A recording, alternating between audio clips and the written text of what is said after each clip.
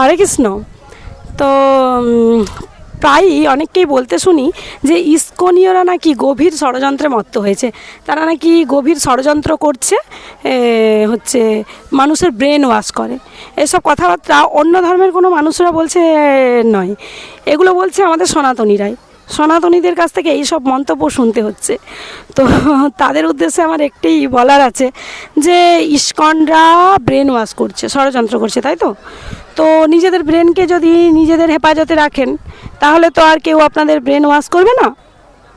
আর এছাড়া আরেকটি কাজ করতে পারেন যে আপনাদের ব্রেনকে আপনারা নিজেরাই ডিটারজেন্ট নিয়ে ওয়াশ করে দেন। আপনাদের ব্রেন নিশ্চয়ই ধুলো ময়লায় জমে আছে, তাই ইস্কনীয়রা একটু হরিনাম দিয়ে, হরিনামের ডিটারজেন্ট দিয়ে ব্রেনটা ওয়াশ করছে।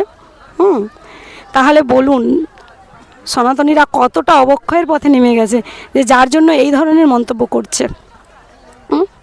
অন্য ধর্মের মানুষদের দেখুন, তারা কিন্তু তাদের ধর্মকে এইভাবে নিন্দিত করে না, এইভাবে ছোট করে না, তারা কিন্তু এইসব মন্তব্য করে না। ইস্কন কৃষ্ণ নাম প্রচার করে, ইস্কন হরিনাম প্রচার করে, এইসব হচ্ছে অপরাধ।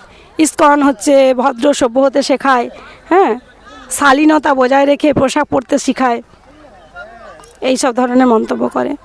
তো ওনাদের দোষ দিচ্ছি না, এইসব কথাবার্তা হচ্ছে বিকৃত মস্তিষ্কের পরিচয়। কোনো সুস্থ মাইন্ডের মানুষ আশা করি এই ধরনের কথাবার্তা বলবে না। তো সনাতনকে ধ্বংস করার পথে সনাতনীরাই যথেষ্ট। আর সনাতনের অবক্ষয় হলে সবচেয়ে দায়ী থাকবে এই সনাতনীরাই। হরে কৃষ্ণ, হরি বল।